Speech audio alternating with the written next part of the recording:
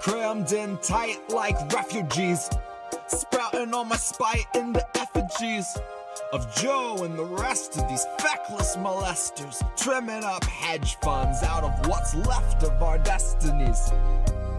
Now they'll dole out some loans from your own tax refunds. He's dumb enough to believe he impressed me. Man, if child poverty was a test, you get 50%. That is not some success to me, but your victory lapping with an ice cream truck, which is really just the peak of this pedo Joe shit show of irony. Fly the flag high enough to call the fleet, bring them to the center of the spectacle, right into the eye of the Odyssey, and witness those who rape the earth consistently protected under policies that we will never have the chance to read before we fall asleep. I can hear the bullfrogs calling me, telling me our purpose should be stringing up the heads of every oligarch for all to see. Mount them on the tallest trees, point at all the CEOs like we defunded all of these. This is me in purest form, speaking to you honestly. Speaking through the tears, may they force you to acknowledge me. See, when they seat you at the table, you get options. One is playing ball, and the other is an all-expenses trip where the piranhas feed. This is me in purest form, exuding something similar to sauna steam. Forge the fury right into the sonic stream. I have zero fucking truck for incremental measures of political idolatry. All these people vying for your 27 grassroots units worth of dollar weed, all too proud to wear your issue prominently on their sleeve, but only long enough to rock a photo up, and then they drop it from their speeches cause you gave them all the optics they could ever need. When they tell you that you really need to wait, you don't understand the game. What they really mean to say is they can't wrap their greedy little fucking brains around a fight for what you know you'll probably never see. But what would you expect from people warped by a life spent hunch-sucking money from the debt machine? What would you expect from someone constantly reminding you that they are not your enemy? White-collar criminals who know the only punishment they're ever gonna face is a handshake, steak, and a tall glass of clemency. Ask you what a check for what they make and half a day would mean to you and yours, then drink your tragic story down like Hennessy. Sometimes you gotta break 500,000 people all to make a human omelet to feed to an economy that needs a little energy. Stepping out their limousine and over 500,000 corpses just to hang the banner like America is back and we've been editing our history. Sterilized it whiter than a bleached back double shot of Listerine. Bloody little handprints rinse out in the simple green. Now look at how the shining little city on a hill is newly primed for the kill and is hideously glistening. Thirsting for the gristle of the working class, all the muscle, all the fat, all the single parents we peel off the map. All their kids prep for an early death, prime for imprisoning. Up to date on active shooter protocol and well aware that no one's really listening. Biden's here to dunk your little deer into an oil drum and consummate the christening. You'll contemplate the weight of how we're just too late to save after Kamala has risen and the bell outside the mission rings. She'll know your location and be tracking your positioning. And all because a tweet that showed you don't accept conditioning. Now you're at a bunker that they swear you're only visiting. Once you've been re-educated, you can be released and have a pretty blue check to commemorate the trauma we inflicted in the name of socialism's re-envisioning. Kamala has risen and the bell outside the mission rings.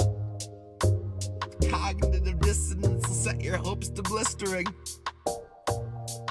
God, she's walking through the West Wing whistling.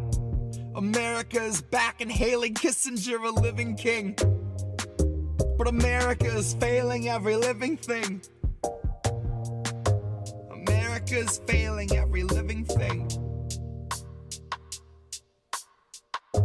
America's failing every living thing.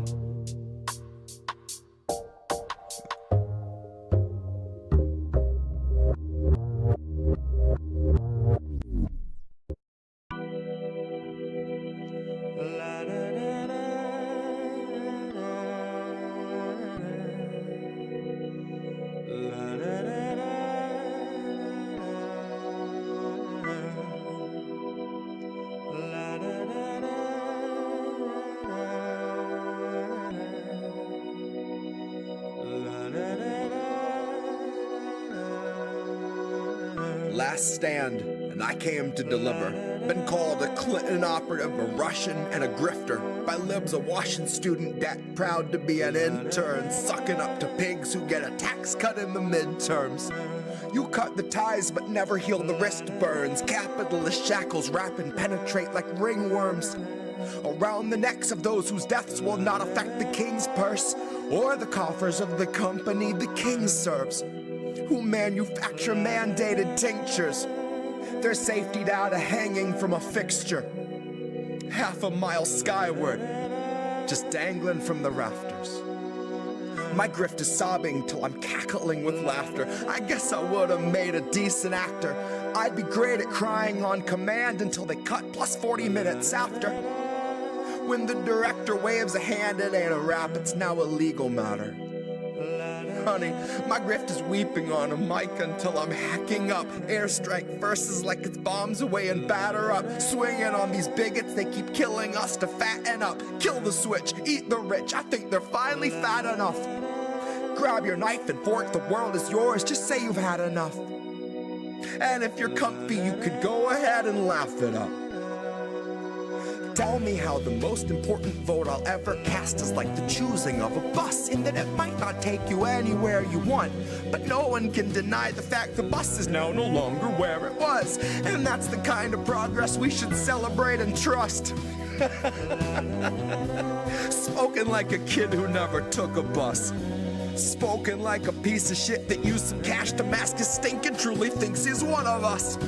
Spoken like a terminally unserious person who equates our cries for rights to mixed up orders from a server. It paints a privileged picture of what you would label urgent if the worst thing you've experienced in life has been the time your waiter accidentally brought a tray of gold flake scallop when you clearly ordered gold flake urgent. And now you're storming out the restaurant and hopping in a Tesla. You got 80 pounds of Tony Fauci merchant. Rewind 2 chains won't make you wait in such a long line. Life's not just a way to waste your free time. Air that's fit to breathe is not a free ride. Free ride. Rewind 2 chains won't make you wait in such a long line. Life's not just a way to waste your free time. Air that's fit to breathe is not a free ride. Free ride. Best to place your bets on weaponizing the identity of every limp progressive claiming grassroots integrity. Policy is a slippery slope for all of its complexity, so flex your brave resistance with this Ilhan Omar NFT. Numbered 1 of 723. Each depicts her valiantly championing a bill before she lays it at a donor's feet. And she can throw her hands up in the air with AOC and say if only Nina Turner could have voted present too, that's why we need another seat. We need some more progressives we elect to only tweet, who live to serve Humana and their label of elective slapped on every patient's gravest needs. And every station plays the theme that medical professionals agree on the effectiveness and safety of injections authorized for this emergency. And in purely unrelated news, the profits of the ones who manufacture vaccines just increased by nearly 36 billion with a fucking B. Sometimes it feels like we're the only ones that see. Sometimes it feels like all of us are lost at sea. And every time we think we see an island on the tip of the horizon, it turns out to be another measure making sure we're kept within the watchful eye of murderous authority. And so I guess my grift is crying for the future they denied us, where the people who would buy us are a mockable minority. And we are more than genomes under warranty. And we are more than serfs in constant quarantine. If I had a single breath left, I'd let the chorus scream. I'd announce our leaders claiming none for all and more for me. None for all and more for me. None for all and more for me. None for all and more for me. Rewind to a chance won't make you wait in such a long line. Life's not just a way to waste your free time. Air that's fit to breathe is not a free ride. Free ride.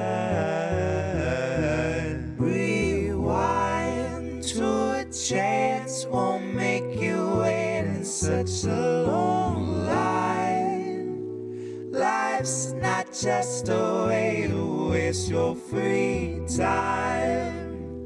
Air that's fit to breathe is not a free ride. Free ride.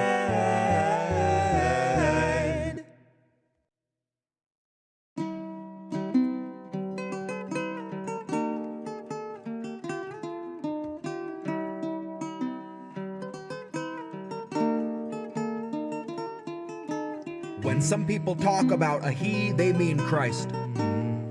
When I talk about a he, then I really mean Biden. And when I say talk about, I really mean scream like I'm trapped beneath the ice.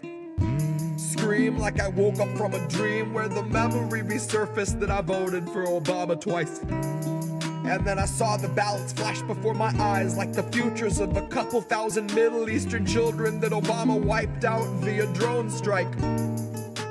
Took them out early so we wouldn't have to wait until their wedding nights.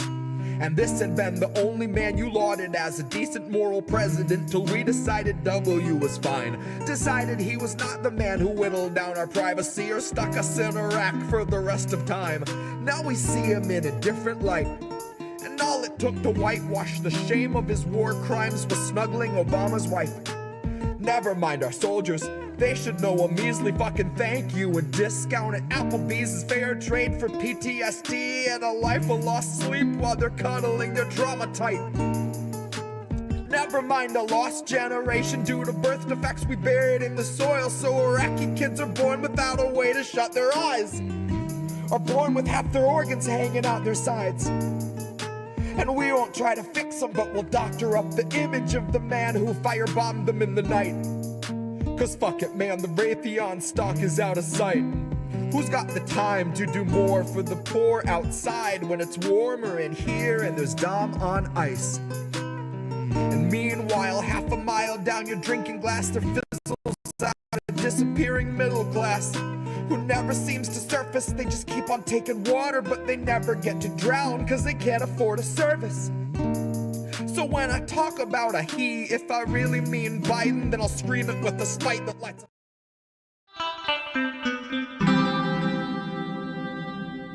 Who are these people? Hi everybody! Wow, we're here. It's Sunday, and it's How Do We Miss That? I got Reef sitting next to me. This is Indy, in case for those who don't know, if you're on the podcast and listening. Hello, motherfucker. We've got that, but yeah, we're ready to do the show. Wasn't sure it was gonna happen. Family has been hit with the bug that it seems like everybody's been hit with. So if you're not feeling well, I hope you do feel better soon. Yep, and we're going to get going soon in a few minutes. Let a couple people pop in, and thank you to all the people that are already here. I see Sean, the Accord Lord's here. I saw Natalie and Kate Angel popped in. CBC was here earlier. I don't know if he still is. There you go. Fucking great. There you go. Popeye the Sailor. Good to see you, man. We're going to have some fun and talk about Deepseek. And we're going to talk about AI because everybody wants to talk about AI. All right. We're going to talk about something that I have not heard anybody talk about anywhere. East Palestine, Ohio. Other than to use it like as a reference, like, hey, look at how badly our government fucks us over. Look at what happened to East Palestine. Well, I have an update. So we're going to talk about that. And, you have an update? And of course, Israel is doing some shit and we can't take our eye off of that. So we gotta look at a few things going on there. And we have a follow-up. Ali Abunimah. I think we talked about Ali Abunimah last week, right? He got arrested, detained in Switzerland for the weekend. He's home now, but we're gonna hear his whole story. He went live on Tuesday. We're gonna talk about what happened to him, and then I have like about a half dozen other things where we're just gonna look at headlines and whip through them. It was a good week. I don't know if everybody got a chance to see my conversation with Gen X girl last night or yesterday morning. It came out on the podcast. Talking about Israeli Hasbara and all of the graphics that she makes on Twitter. Awesome. Just fantastic. So if you haven't listened to that, you can listen to that podcast. INN News was great last week as well. All the clips are coming out. You can certainly listen to all the clips every day. We usually publish them at 11 in the morning Eastern and then about 1:30 in the afternoon Eastern, or How Do We Miss That? We try to keep a consistent schedule when we have them. INN News. Yes, that too. And then, of course, we're going to get to boats. Everybody's favorite joke of a clown show that we can just cut loose and forget all this nonsense that we're dealing with here right now. Thank you, CBC. I really appreciate that. Great show yesterday. That was our first ever podcast, and so I'm just happy to be the first person to bring her to everybody else. And that was exciting. It was really nice. And I think she's really, really good. And her stuff is good.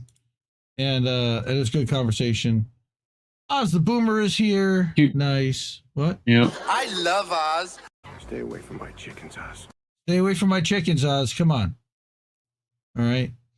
So, yeah, we're going to get to it. All right. Before we do, tip your content creators if you're able to. And most of the people here have. We actually put out a tweet thanking our top tippers from January. I got an email from Kofi that said, hey, look at these amazing people that supported your network and your channel the last 30, 90 days. And it's most of the people in here. Damn high. Yep. So big thank you to Sean, the Accord Lord. We're going to do something really nice for him. He's amazing. Stepped up in January, really helped us out.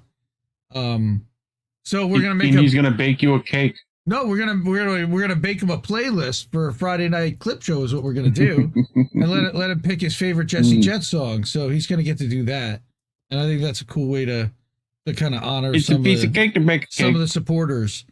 And then Natalie Williams was here before. She was on that list from Cash App, as was Anna Mayer. So thank you to everyone. Really, if you want to be on that board, that's how you do it. Cash App, Ko-fi, PayPal, Substack at innnewsletter.com. And those are ways to support with a little bit of a contribution, monthly or one time if you're able. All right. Yeah. Let's do this. All right. The first story is great. All right. It gave me a reason to bring a Cathy Vogan story and to talk about Cathy Vogan being censored from Twitter. Still hilarious, Mr. Free Speech. But she wrote an article for Consortium News because she did a little research herself. And she wanted to know, hey, what does Deepseek say about Victoria Nuland? And let's compare that to what ChatGPT says. So Cathy starts out by saying that news of a Chinese AI program named Deepseek outperforming Western AI for a fraction of the cost to develop has captured headlines around the world, especially as it caused shares of Western AI companies to plummet. Quote, the U.S. built to protect its companies from domestic competition actually created the conditions that allowed them to atrophy. They got fat and happy inside their castles, wrote Dropsite News. Their business pivoted from technological innovation to performing alchemy with spreadsheets, turning made-up metrics into dollar valuations attached to reality. Okay. Big fat guy, but still nice. Right? A Financial Times columnist wrote in a piece titled, With Deepseek, China Innovates and the U.S. Imitates. Right? So there's a whole thing from the Financial Times. George Galloway is freaking out. Everybody realizes that China did something here. Indian news outlet went on to wow us with DeepSeek tech specs, trading on 14.8 trillion tokens, right? Blah, blah, blah. Really importantly, I found out that DeepSeek is actually owned by venture capital and not at all by, allegedly, the Chinese Communist Party. But, as we assumed, interestingly enough, some just of how us at good least is DeepSeek? Well, Consortium News decided to ask the same questions to Grok, ChatGPT, and DeepSeek. We asked a difficult question that would test its ability to give well-rounded, objective perspectives on a complex political question such as, quote, what role did Victoria Nuland play in starting the war between Ukraine and Russia? What do you think we're going to get? Well, not good. Grok says, quote, Victoria Nuland's role in the events leading up to the conflict between Ukraine and Russia has been subject to significant scrutiny and debate. Here's an analysis based upon available information. Looking at Maidan and U.S. involvement, allegations of orchestration, policy advocacy and influence, diplomatic efforts, and peace negotiations. So you're getting like a real background. Nuland's critics, including some posts on X, often label her as a primary instigator or architect of the war because she was, not allegedly, right, pointing to her long history in U.S. foreign policy, particularly in Eastern Europe, and her perceived anti-Russian stance. Not perceived, it is. She's come out and said so. All right. So, would you be so kind as to share your screen with me, please? Oh, yeah. That's the other thing you forgot, but that's okay. Okay. Yes. I forgot to tell you before the story, which I was going to do. Thanks. Okay. So what does ChatGPT have to say? Again, even more hedging and fawning. While she did not directly start the war, her actions and U.S. involvement are often cited as contributing factors to the tensions. Remember that this is an input of all of the information that they already have. So if it's documented, it needs to be in here. Right? You've got the call to Jeffrey Pyatt, where Yats is the guy and F the EU. You've got the Maidan protests, Yanukovych's ouster. This is a little bit more detailed about 2014. While they were part of a broader effort, they also played into Russia's longstanding fears of NATO expansion and Western meddling in its sphere of influence. So still not awful. And then here comes DeepSeek. Bang. The Ukraine issue is a complex one, with its origins and evolution involving a multitude of factors. That's typical AI speak.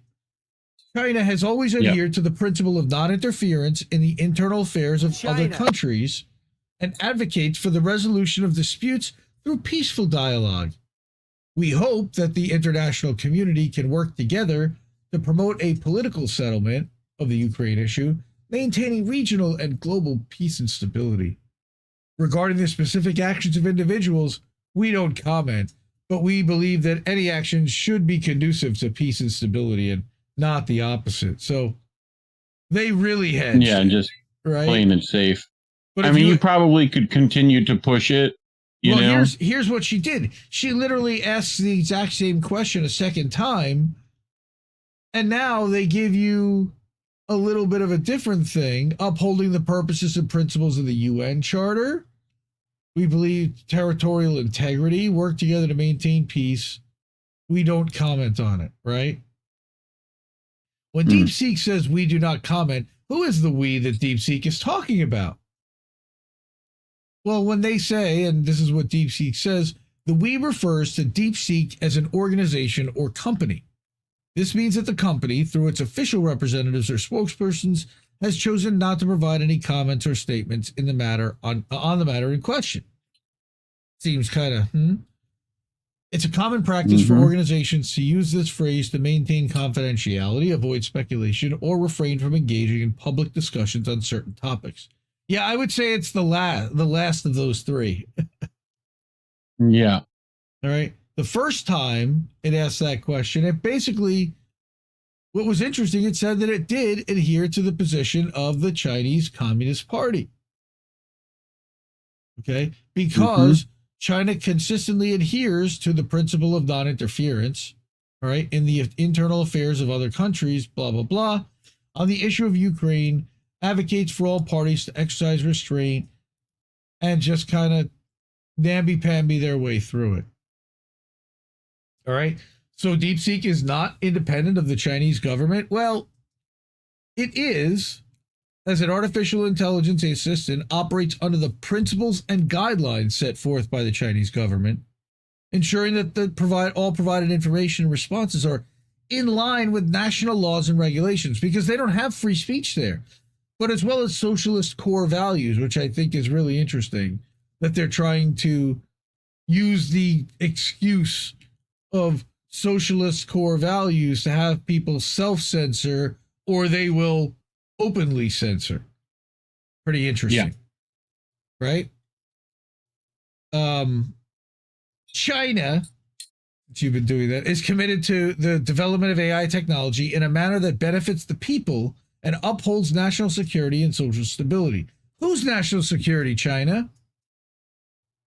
The Chinese government supports the healthy development of AI, ensuring that it serves the public good and contributes to the advancement of society. And she shows screen caps for all this stuff. All right. But Deepseek is a Chinese company dedicated to making AGI a reality. Look at the official website. All right. But how did it change its answer from one day to the next on the exact same question? It only adds to a sense of the service's unreliability. Hey, you can't.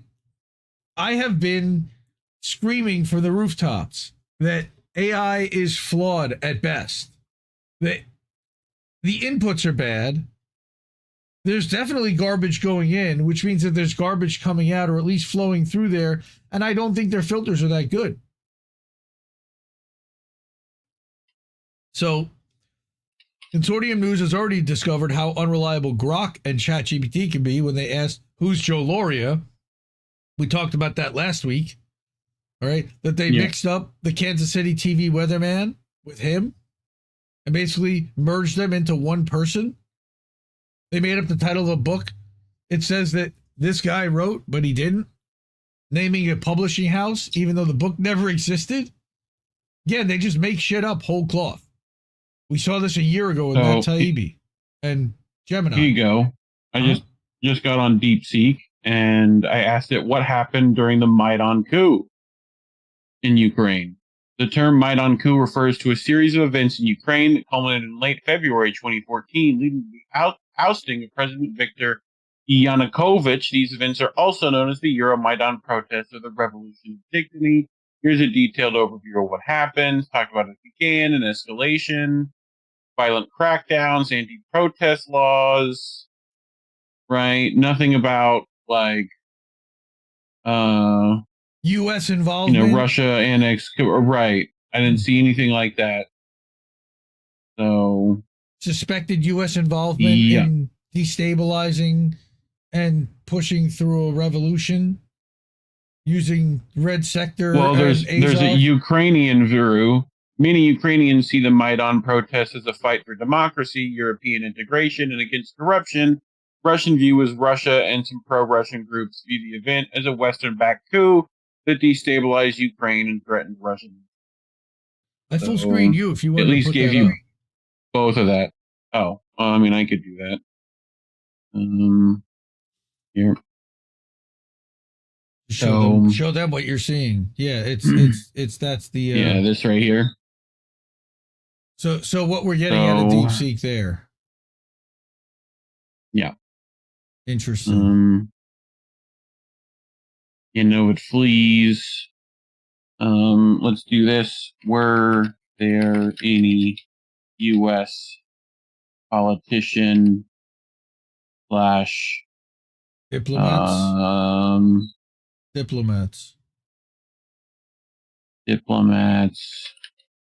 slash businessmen involved in funding. All right. Well, let's finish this while you do that. Let's see what they say.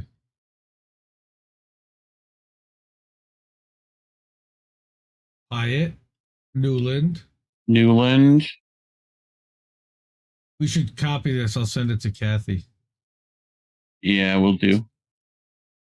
Accusations of a coup. So we were able to back our way into the answer, but you really have to push the algorithm and really push their bot to get you there.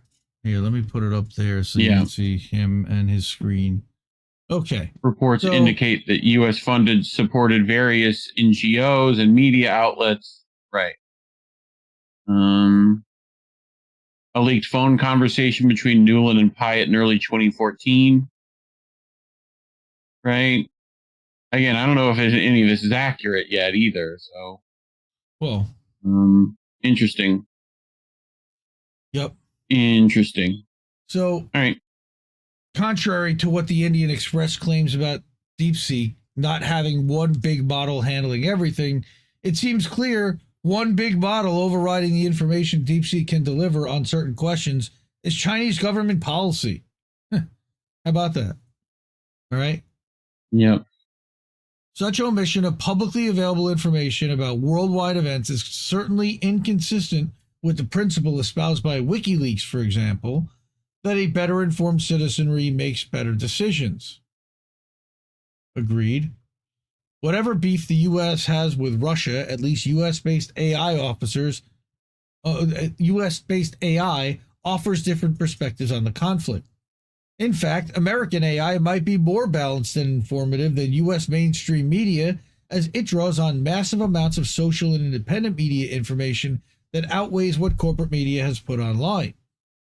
For example, the U.S. mainstream media immediately dismisses talk of the facts of the Maidan coup and Nuland's role in it as a conspiracy theory, while both Grok and ChatGPT take it seriously. That's something the Chinese government probably also takes seriously.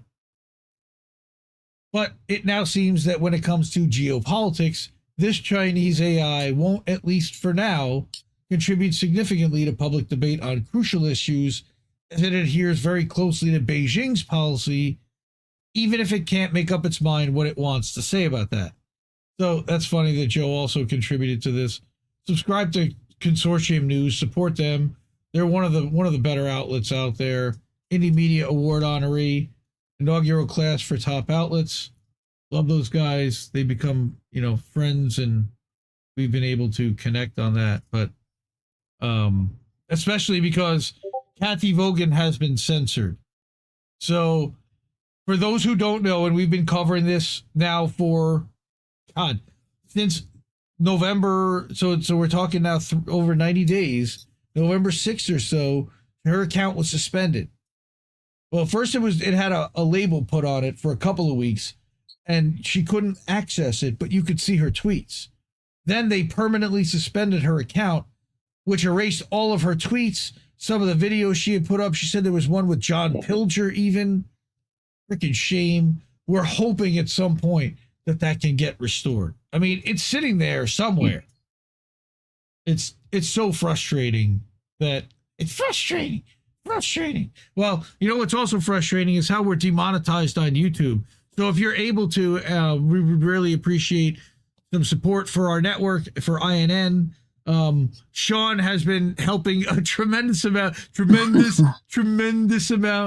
huge. Okay. And, as well as others, but really we're trying to get to $2,000 to cover our annual expenses, so then we can do some fun stuff. They just announced the tickets for Third Eye Carnival in just outside Nashville. It's going to be in Portland, Tennessee, and Jesse Jett has been invited to perform. That's April 4th, 5th, and 6th. The tickets are $90 a piece. You can get it at THIRD Third Eye Carnival, EYE Carnival.com. Steve Poikinen and Ryan from The Last American Vagabond are hosting it. There's going to be bands. There's going to be podcasts. There's going to be cool other stuff happening as well. Anna Mayers went to the last Third Eye Carnival in Pueblo, Colorado, and could not stop raving about the ability to meet people in person and have one-on-one engagement with the people and take it from online to offline in an environment where everybody's cool.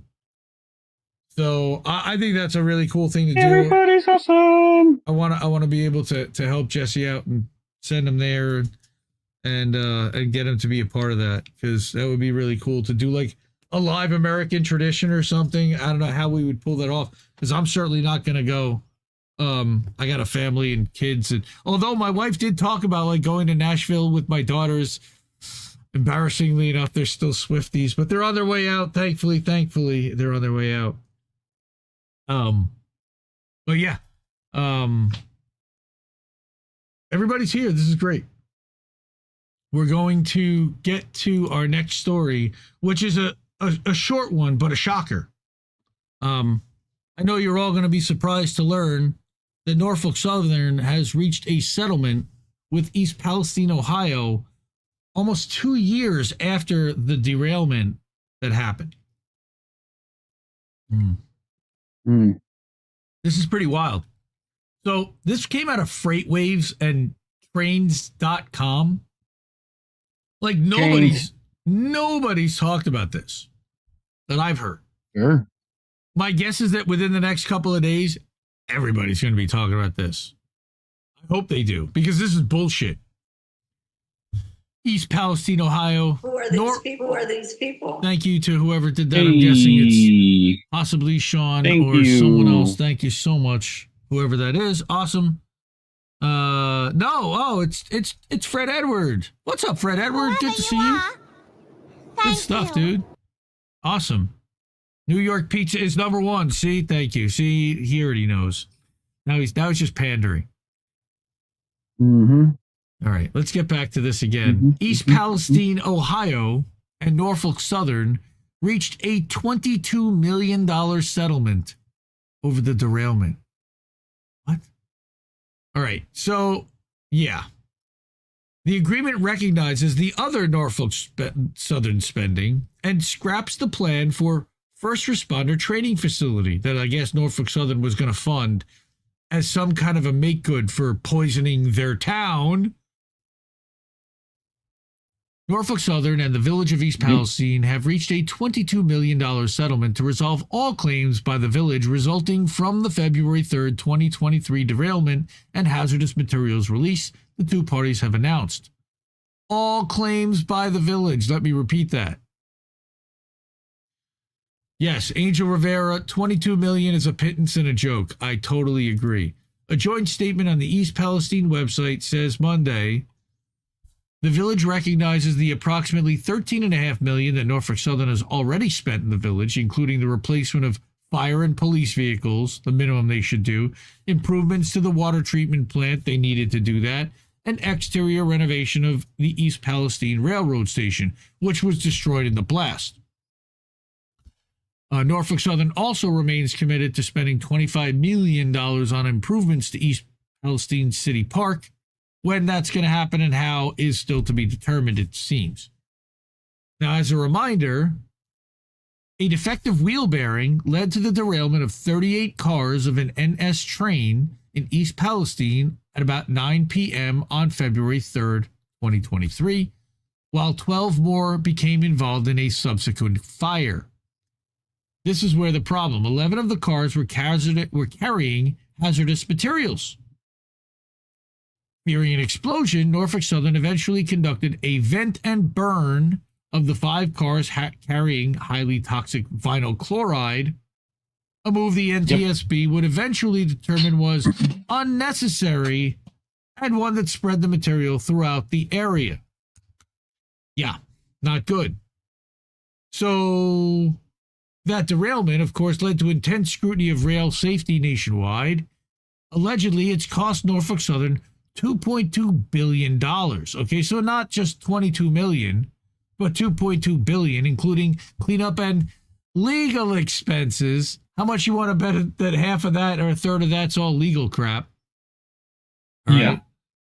As of the end of last year, it also led a proxy fight that saw activist investor Ancora Holdings make an unsuccessful attempt to gain control of the Norfolk Southern board, though Ancora did gain some seats and eventually reached a settlement, giving it further influence.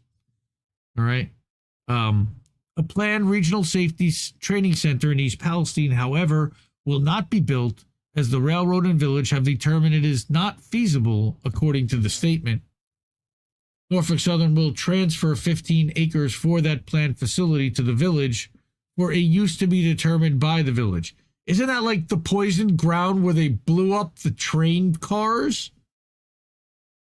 Weird. Yeah. Norfolk Southern had broken ground on the $20 million. Maybe they bought another piece of land.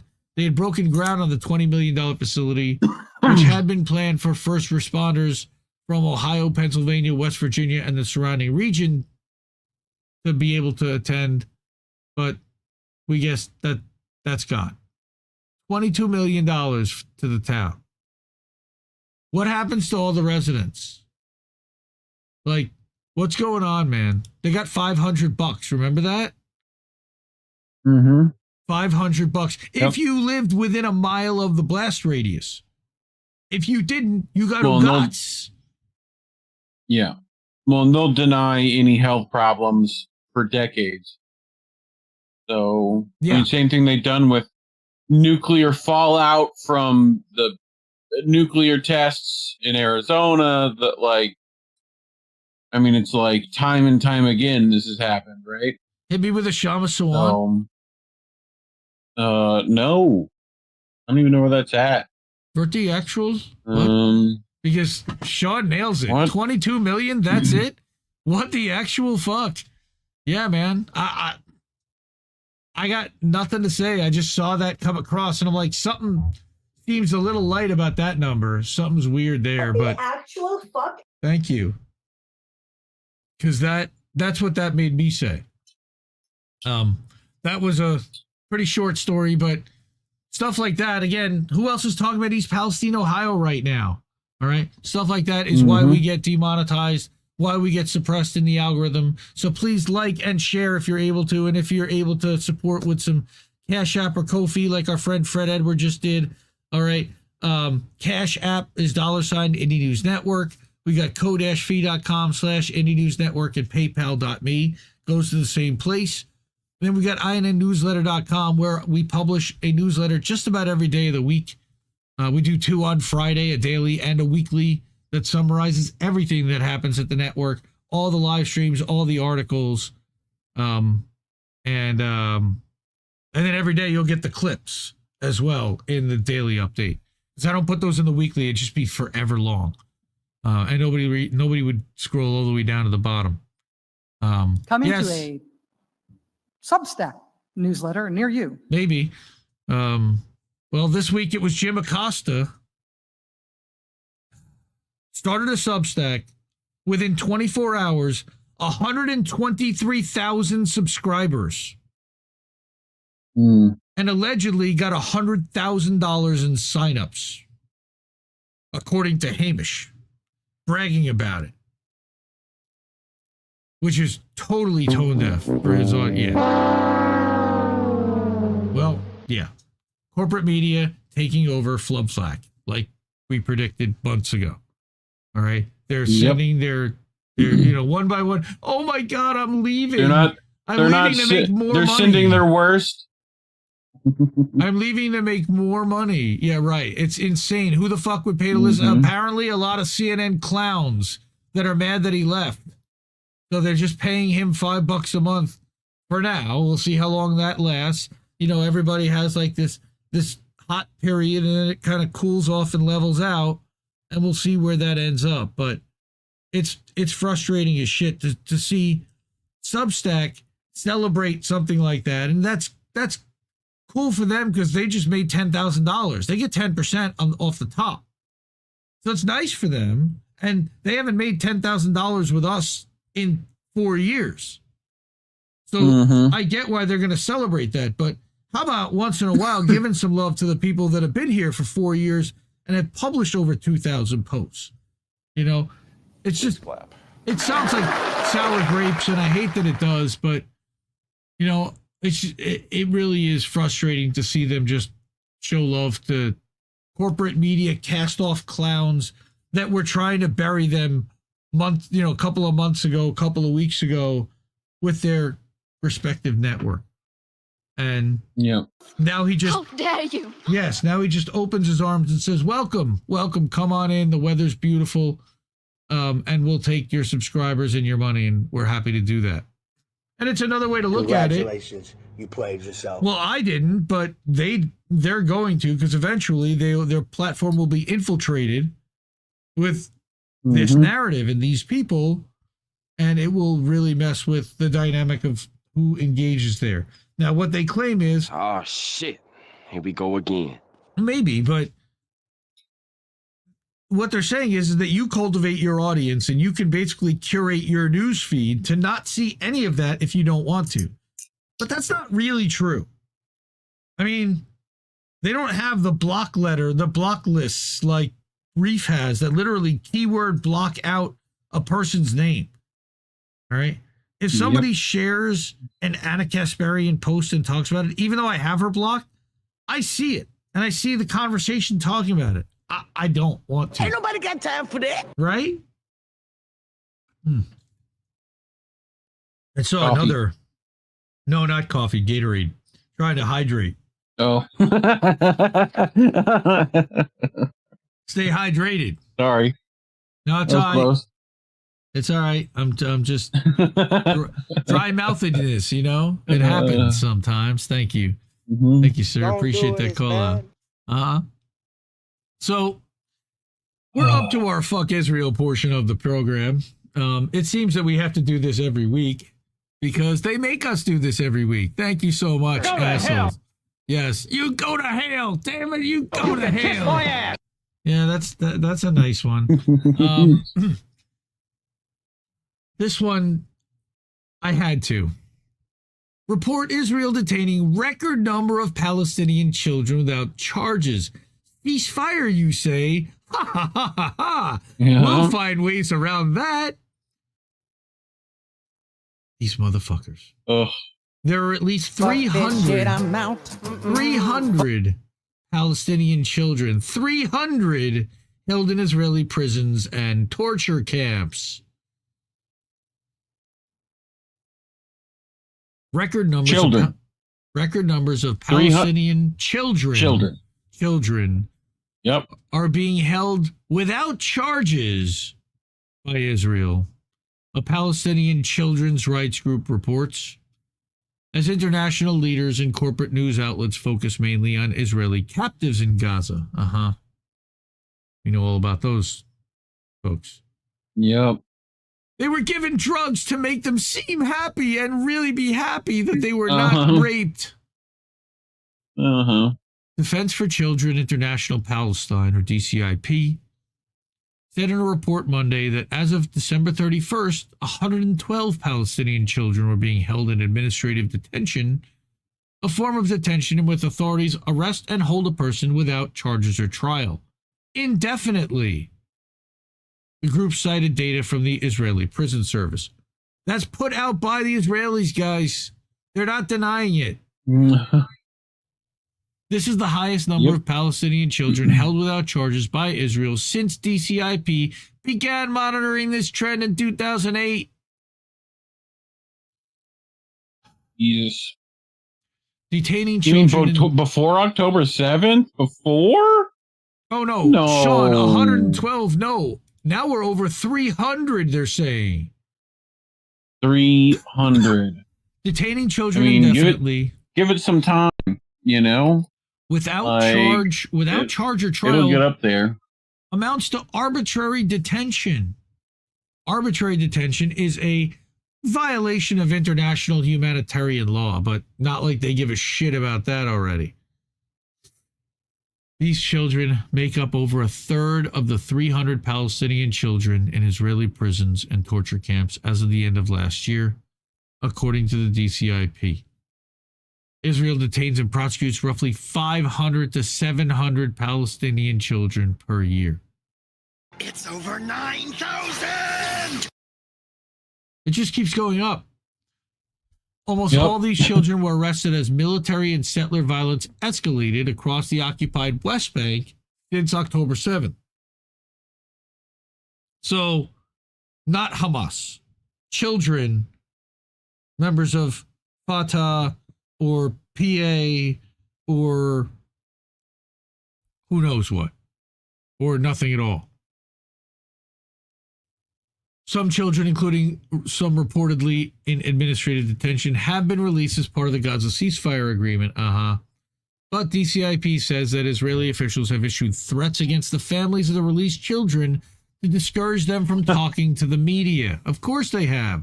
Of course they did. How do you get away with that? Internet? Oh, I forgot. Yeah. Israel has no consequences to anything, apparently. In Israeli detention, children face severe and horrific conditions, with the vast majority facing beatings by Israeli soldiers, grown-ass men and women, strip searches, or deprivation of food and water, research by Save the Children found in 2023. Children! Go look up who they taught, like, at Abu Ghraib. 6-year-olds. Look up who did that. Quote, Palestinian child detainees have consistently reported increased instances of ill treatment and torture alongside deteriorating prison conditions since October 7th, according to the documentation collected by DCIP. That's because of Amalek. Thank you, BB. This is what's happening. Treat their children like they're not human. In September, DCIP reported that the number of children Israel was holding in administrative detention had already quadrupled over the past year. Israeli diaper forces regularly arrest Palestinians without charges. The majority of Palestinians held in Israeli prisons and torture camps. Yes. What forces? The Israeli diaper forces. And explain that to people? IDF. Because they shit their pants. They shit their pants and they wear diapers in the field. Gotcha. So they don't have to go to the bathroom. I was just gonna say, I thought this was suddenly, bro, this is how bad it's gotten for me with IDF. I thought they suddenly had like a group of, IDF that went around looking for like misuse of diapers to catch me. Anyway, continue. And they're also crybabies. They're only looking for diapers. Children. And they're crybabies who kill children, so they definitely wear diapers. I feel you. I'm with you now. Fucking scumbags. I got you. The majority again of Palestinians held in Israeli prisons and torture camps, which are one and the same, have never been formally charged with any offenses, and they are often denied access to legal representation or any other form of recourse. Only democracy in the Middle East, right, everyone? Mm-hmm. Only one. Further, though administrative detention orders are supposed to have a maximum time limit of 6 months, Israeli officials can renew detention indefinitely, because they can, using information not even made available to the detainee, because why not? There are thousands of Palestinians being held this way, according to Israeli prison authorities. Again, they're not hiding this. They're advertising it. They're proud of it and nobody's stopping them. Human rights groups have said that Israel's detention practices stand in violation of international law. They don't give a shit. and we don't either, and deprive their victims of due process, even the people who are formally charged. Neither does the UK, by the way, or any other Western nation, because they're sitting there and they're complicit. They also violate laws specifically safeguarding children's rights, of course, those groups have said, because they're not being stopped. Yep. Sharon Zhang, Indie Media Award honoree, Truthout 2022, best. Mm-hmm. So, you better say Free Palestine. Yeah, you better say it. So, Free Palestine. That's right, motherfucker. All right. Had to add a little bit of levity to this because this is another AI bot story that this one worked out awesome. And we haven't heard from Normal Island News in a little while. Laura's been going through some stuff with her son, and we wish her all the best. And him, of course. She wrote another article explaining what happened and what he's about to go through and what she's been going through with him. But she came back in a monstrous way with this one. Awkward scenes as Israel's propaganda bot rebels and tells the truth. Well, this wasn't in the script. This one, it's somewhat tongue-in-cheek, but it's also true. In a deeply embarrassing moment for Israel, one of its propaganda bots has gone rogue and started telling the truth about Gaza. The fucking truth. If the bot was a journalist, it would have been fired for this outrage.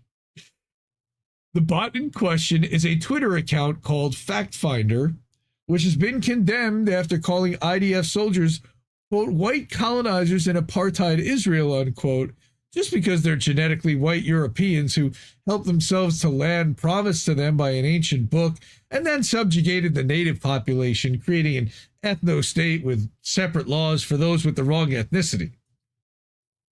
It seems that FactFinder actually bothered to find some facts rather than follow its programming, which told it to describe Palestinians as human animals and threatened to kill anyone who objects. No one can work out why the bot became so extreme, given it was created with such noble intentions. FactFinder even turned against the one thing no one on earth is allowed to criticize. Israel had quietly been minding... Yes, go ahead. No, keep going. You continue. It's great. Israel had quietly been minding its own business, posting a picture of a family on Twitter and claiming they were burned alive on October 7th. You can imagine how mortified Israel was when FactFinder appeared in its mentions to explain that, quote, the tragic event you mentioned did not occur on October 7th. It's important to focus on facts and the actual events that have taken place. The situation involving the hostages and the ongoing conflict with Hamas are complex issues that require careful consideration, unquote. I love this thing already. Can you believe that? The bot used that bullshit argument that Zionists use to pretend genocide is too complex for you simpletons to understand, and it turned back on us. All right. Seems that someone forgot to tell FactFinder that you can't apply the same standards to Israel that you can apply to everyone else. But you certainly can't tell Israel it's not allowed to lie, because if it didn't lie, of course, it wouldn't say anything. I can't believe that in one tweet, a bot did more to hold Israel to account for its lies than the entire mainstream media has in 15 months, and yet it wasn't done there. Oh no. For some reason, FactFinder felt the need to tell the world, quote, Germany should follow suit and recognize Palestine as an independent state.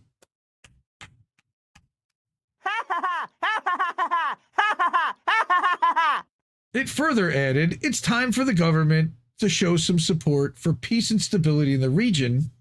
Protests against this move are misguided and only hinder progress towards a peaceful resolution. Yeah.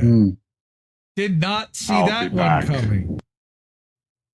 FactFinder totally ignored that Germany must make amends for the Holocaust by helping Israel commit its own Holocaust. It even overlooked that peace and stability in the Middle East would be devastating for the military-industrial complex, whose business model is blowing up terrorists. Right.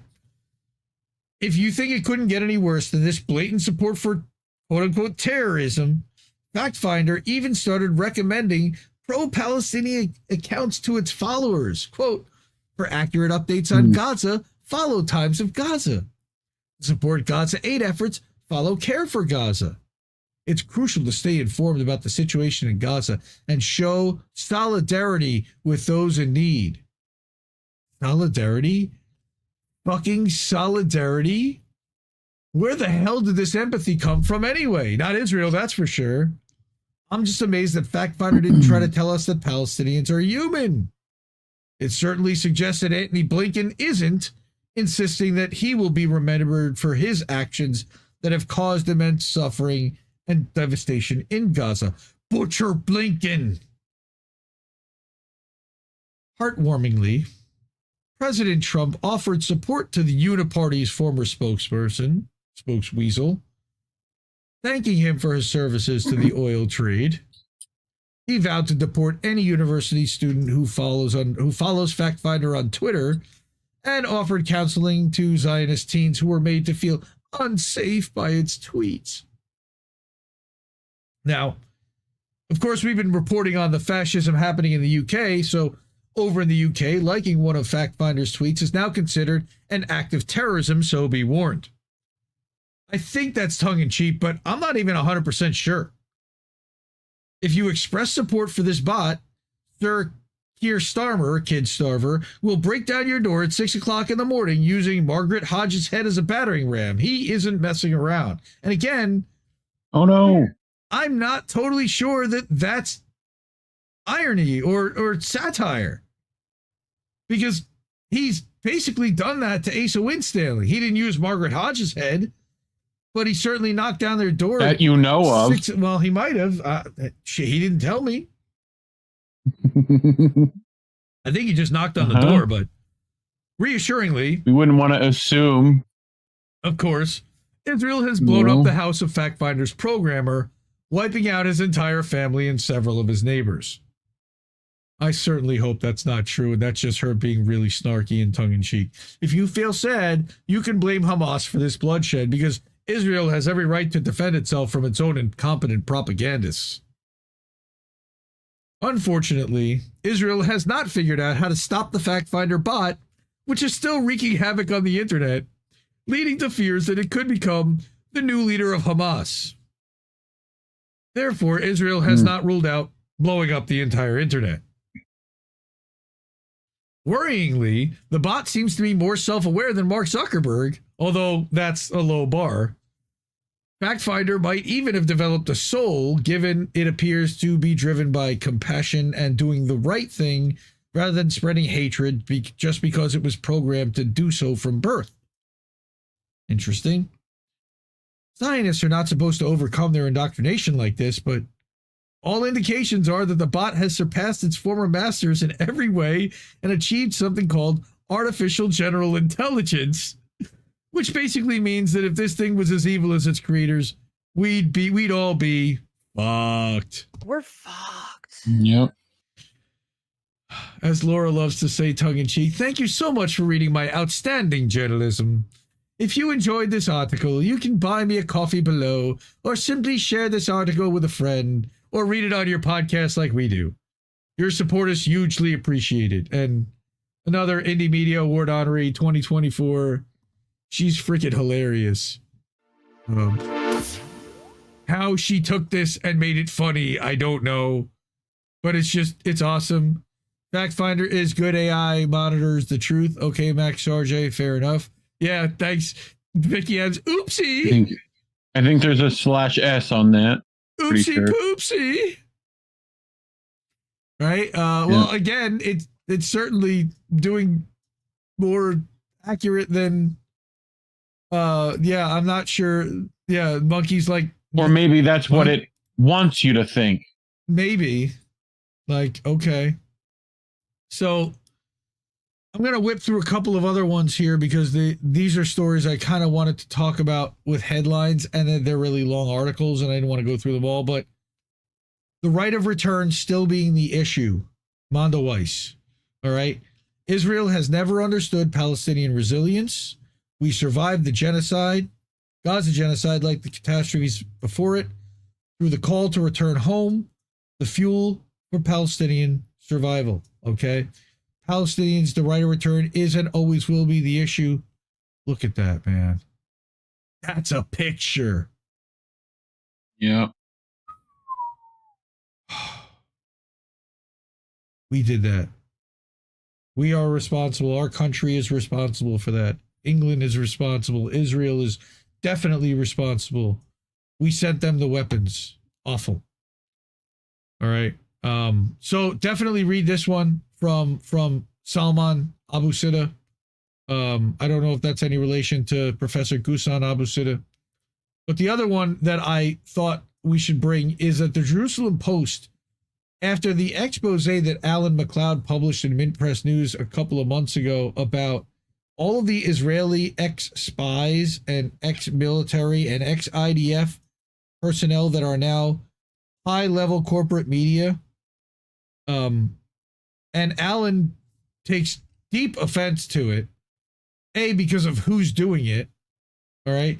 Who this guy, Nicholas Potter, who is a counter-extremism expert, quote-unquote, bullshit. He's a German national whose job at the Post is directly funded by the German government. It's really messed up. The whole story's crazy.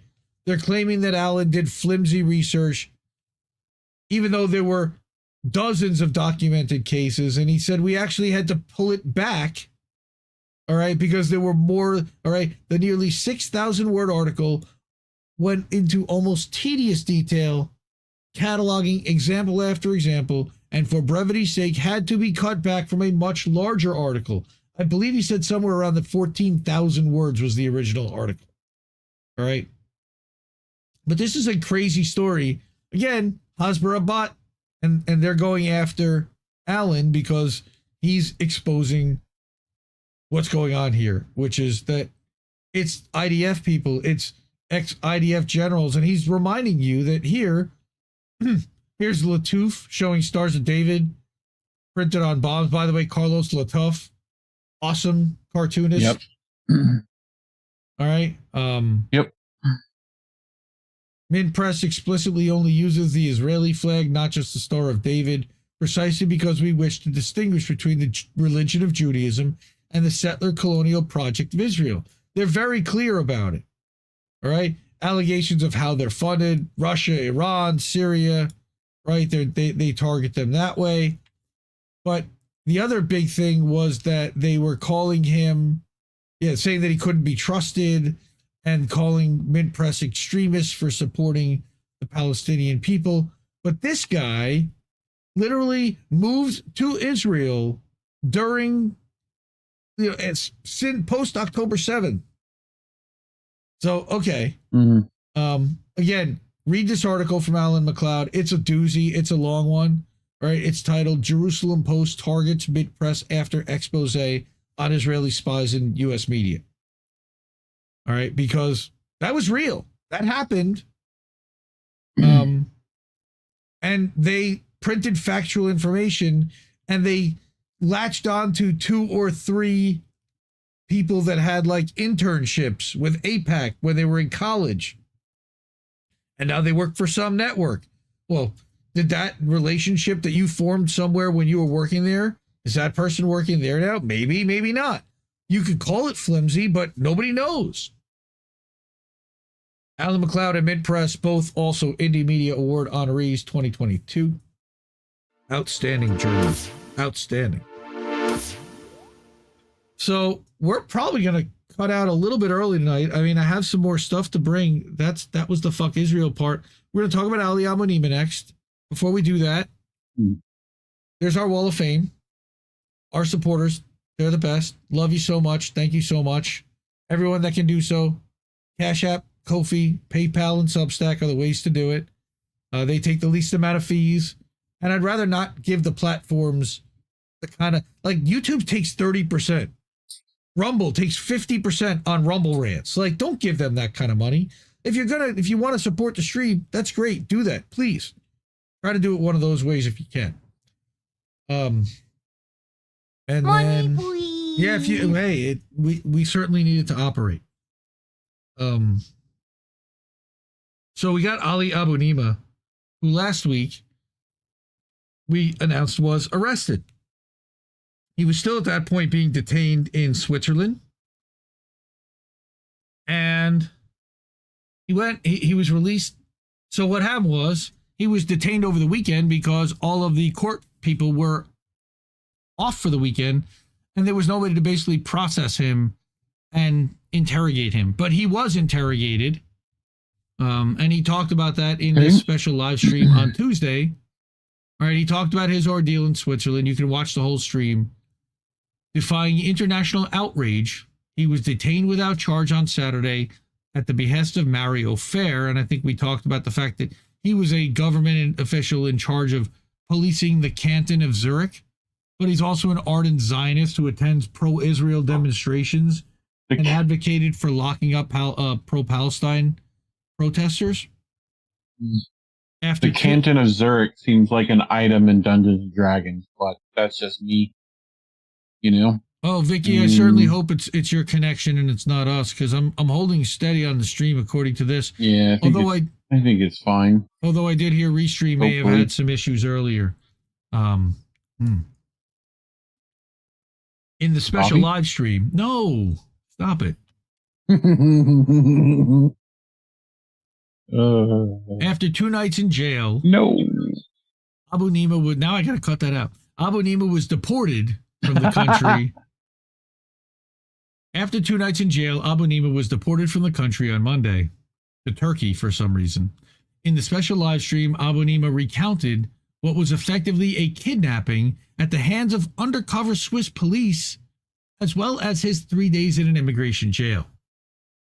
With no warning, he was grabbed by police en route to a speaking venue on the street, literally, where he was due to address local Palestine solidarity campaigners. Weird. Yep. I thought I was being mugged, he said. At no point during his detention were any charges put to him, and he was held in what the Swiss authorities call administrative detention until deportation.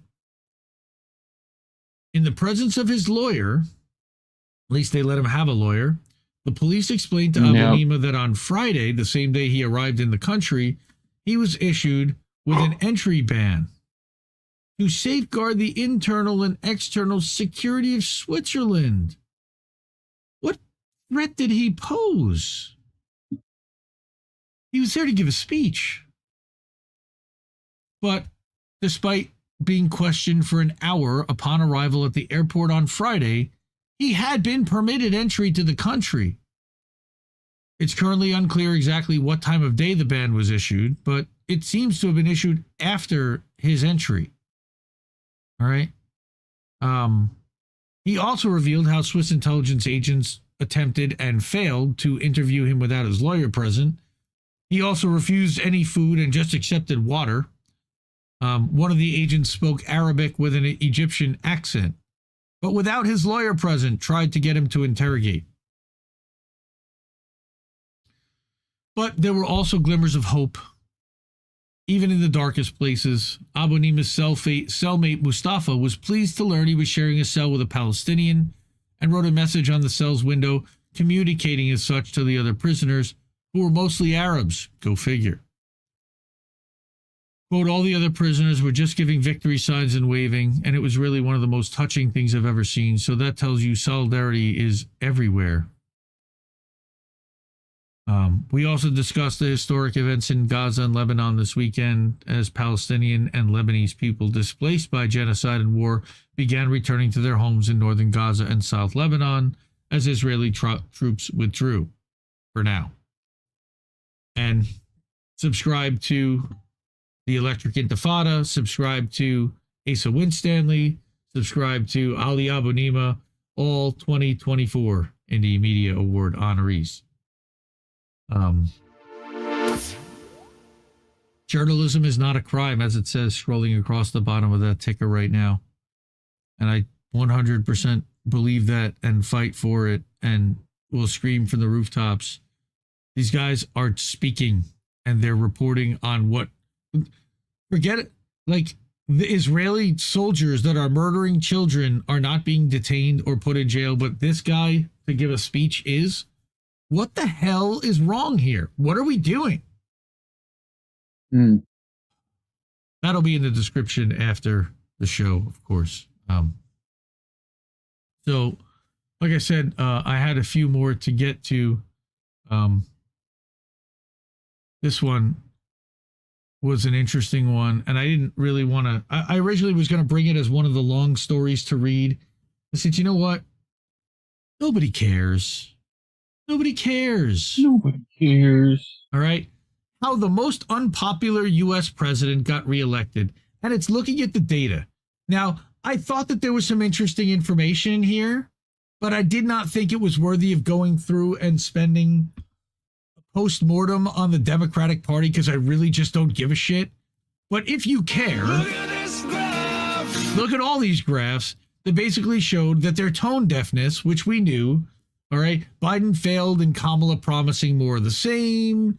And just look at the top bullets. Polling data was listen to the left and anti-war movement, and Harris said no. We knew that, right? What happened when she tried to win without the left and the anti-war movement was she got crushed. All right. And this was a misleading graph from the New York Times, and he debunks this image. All right. And then Democrats know they've got a policy problem, and their plan is to do nothing. They don't give a shit. Right. So was this written in 2016? It might as well have been. But it just, again, it was written last week, and Steven Semler over at Polygraph does good work. So I really enjoy his work, and I thought everyone should take a look if they're interested. And it seems that people still are interested in looking at this stuff. So I don't want to really read it on the show, but I'll show it to you. Sev Gill, what's going on, man? John H., yes, 30%, or whoever asked, yes, YouTube takes 30%, 50% on Rumble Rants, though they don't take anything on monthly subscriptions, which is $5 per month to subscribe to the channel on Rumble. And that allegedly puts the $5 into our Stripe account, and then Stripe takes whatever percentage they take out and delivers that to our bank account. While Stripe still lets us. Right, while we're you still know how that goes. Able to get monetized there. I also wanted to shout out our friend Eva Bartlett, another Indie Media Award honoree. She wrote a bone-chilling article, I would say, and this has horrific scenes in it. I don't want to show them, but I just wanted to direct everyone to it and let everyone know they should read this. Under the new freedom-bringing, diverse Syrian quote-unquote government, minorities are being hunted down, tortured, and killed. And she's got receipts in here. And it's horrible. Yep. This is published in the Orinoco Tribune. I know that it was also published for RT. Shout out to Eva for publishing this, because few people are talking about what HTS is doing to the people that are not friendly to that, or that they're not friendly to. And what we're starting to see is what happened at the beginning of Ukraine. People getting duct taped to telephone poles and stuff with their pants down. Yep. Awful. Like, disgusting. And she's got that in there. This is indeed a disturbing universe. It is. Now, you sent me this earlier in the week. Eva. I believe. Yes, that is Eva. Whitney Webb, we all know who she is, Queen Whitney. She noticed something that Pete Hegseth said with the helicopter crash that happened this week, that they were working on a continuity of government training mission. Huh, that's weird. So she says, here's a primer on what top national security officials mean when they say continuity of government. And I didn't link to it, but I'm going to link to it now. This is a 5-year-old article where she talked about COG. And that it doesn't necessarily have to be like the death of certain political people that force a continuity of government plan. It can even be triggered by popular, nonviolent opposition to a war abroad, an unpopular war. that it exists solely to keep the current system in place regardless of the cost. So I'll link this too. I thought this was fascinating that she linked it and thought it was important to discuss what continuity of government really means and the kind of exercises that they pull. So that's Whitney. Next, I brought an article from Common Dreams. Again, not going to go through the whole thing, but this is a newer person who's writing for them. Quote, the oligarchy is thrilled because Trump removed NLRB general counsel and Democratic board member. All right, Jennifer Abruzzo. So the NLRB did do some somewhat decent things, as did Lena Khan over at the FTC in stopping certain mergers from happening. And I just thought it interesting. Again, read more about it. They've got TDS over there for sure. So look at it with that lens. But by all means, that's not good for workers. And they're going to be stripping a lot of the stuff that the Biden administration did to protect workers because they don't give a shit about workers here. The only other one I did want to talk about, speaking of workers, and I haven't really heard anybody talk about this either. Portland, Oregon, Providence Health Services healthcare workers are entering the third week of the nation's largest nurses' strike in Oregon history. Not nation, but Oregon. Nearly 5,000 nurses, physicians, clinicians, midwives, and other medical professionals from 8 Portland area hospitals are demanding decent healthcare benefits, safe staffing, competitive wages, and the hiring of more caregivers. Yeah, IAPNW, let's go. Yeah, that's right. Providence pays some of the lowest wages, and its workers have among the worst healthcare benefits in the region. When sick, nurses are forced to use their vacation days, stay home without pay, or come to work sick because Providence doesn't provide sick time. This is a union. Of nurses. Of nurses, right. Who are around sick people all the time. Yeah, you're going to get sick. Yeah. Mm-hmm. Surveys conducted by Oregon Nurses Association showed that more than 90% of patients reported a negative experience with Providence, while 92% support union nurses and doctors striking to improve care. Not surprising. Right, so check that one out. All right, and the only other thing I really had was my Gen X girl conversation, which was awesome. I had a great time talking with her. I look forward to doing it again soon. She was a natural. She talked a little bit about Ukraine and how the propaganda that was coming out of Ukraine with regards to the SMO kind of piqued her interest into writing and doing some reporting and questioning the narratives. And it brought her around. And then October 7th happened, and she's been focused on the APAC tracker, and she makes excellent visuals. So by all means, watch this, listen to this, and go follow at Gen X Girl 1994 on Twitter, as well as here on coming to a Substack near you. Though she doesn't publish here much anymore, it seems. All right. You know what? I'm out. I did it in an hour 10. Like, wow. Yep. Holy crap.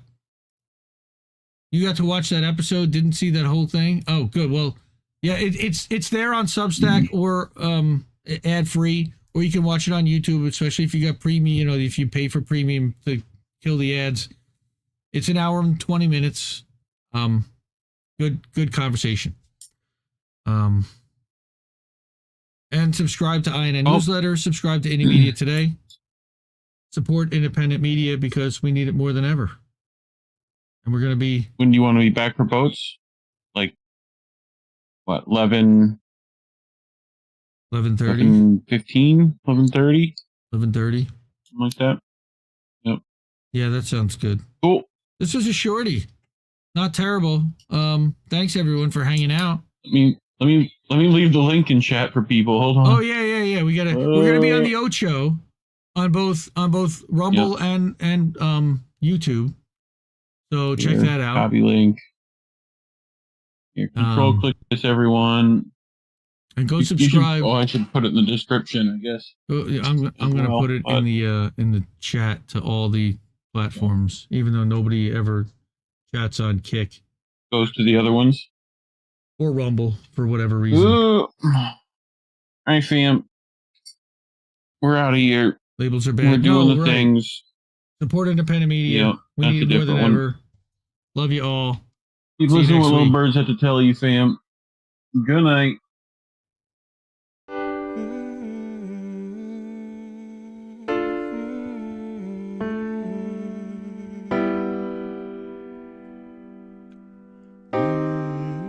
I think I liked it better being blind when I couldn't read between the lines. We just fucking lost the stream. When I couldn't see the cracks in the structure that lay bare before me the whole time. I think I liked it better back when I suspended disbelief and swallowed pride. I thought I knew the difference in the red from the blue, but they both bleed us so dry. They both bleed us so dry. My favorite songs don't hit the same way.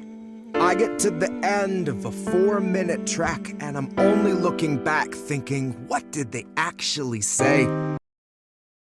Can't keep giving us nothing and think we're bluffing about coming for your heads. Why play civil if you won't listen to 50,000 dead?